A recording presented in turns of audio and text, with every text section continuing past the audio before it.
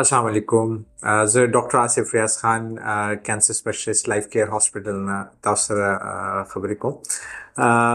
دا موږ اکتوبر بریسټ کینسر د آگاهی په تور باندې یو میاشت مناولې کیږي او د دې میاشت مقصد دا دی چې زنانو کې کو په چھاتی کې څه قسمه ګلټي وي یا په سرمن کې څه فرق محسوسیږي یا هغې کې څه درد محسوسیږي یا هغوی ته هغې نه څه ډسچارج راځي، نو فوراً پکار دی چې هغوی یو مستند ډاکټر سره رابطه وکړي او خپل چیک اپ وکړي.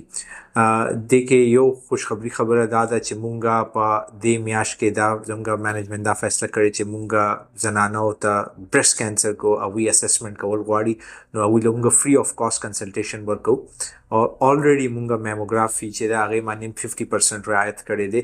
نو دا عوام دپاره یو ډېره ښه موقع ده چې هغوی دې نه فایده اوچته کړي او خپل چیک اپ وکړي او خپل تاسو دا د صدقه جاریه په تور باندې دا میسج نور هم پھیلاو کې چې خلکو ته دې نه میکسیمم فایده وشي.